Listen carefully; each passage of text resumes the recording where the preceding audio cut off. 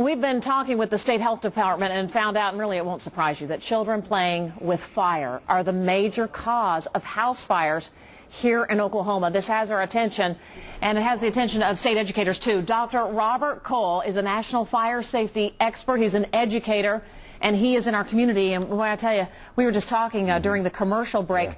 Fire lures not only little children. I mean, it's a part of a fabric for everyone, isn't it? Right. It's part of. It's a very important part of our culture. I mean, and probably the thing that people be most familiar with are the candles on the birthday cake. But we also have candles in our religious ceremonies, and we have backyard barbecues, and we have fireplaces, and we have candles on the holiday table.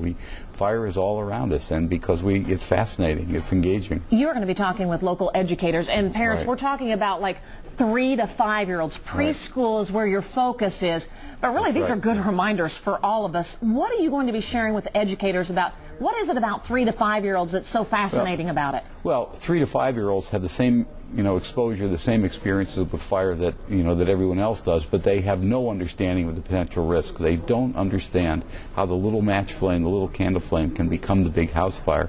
So they take the biggest risks. They are likely to play with something. They're likely to play with it in a closet. They're likely, and if they recognize that, or they don't recognize what happened, sometimes if they walk away, they leave things smoldering. So they cause it, put themselves at a terrific risk. I'm going to be sharing this with educators, but I know every parent that has a 3 to 5-year-old or even a younger child is wanting to know, what are some of the most common things that we can do as parents to keep our homes and our children safe? Well, the things that we really emphasize in the Play Safe, Be Safe program, the program that we developed in cooperation with the BIC Corporation, the lighter shaver folks, are really number one, that parents have to put matches and lighters away. You can't leave them out. Secondly, you have to talk to your children. We have to tell them matches and lighters are grown-up tools. And if you find them, you have to come and tell a grown-up. Then they have to model that behavior by putting them away.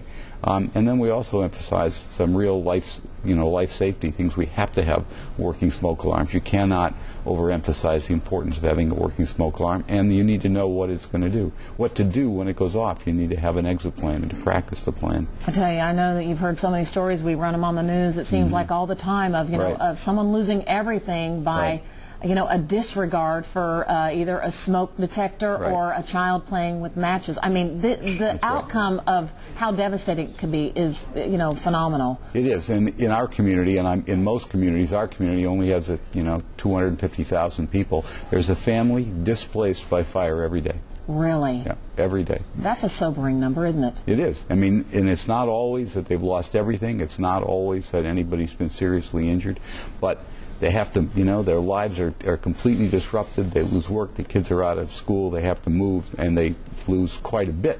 I mean, they've lost enough so that they actually have to move. All right, Dr. Cole, thanks. And I know our educators are going to be appreciating your message today. And parents, tell your kids, if they find a lighter or matches in the home, they've got to come tell you. That's the takeaway this morning, even from that. And it sounds so simple, doesn't it? It is. All right, Dr. Cole, we appreciate it very much.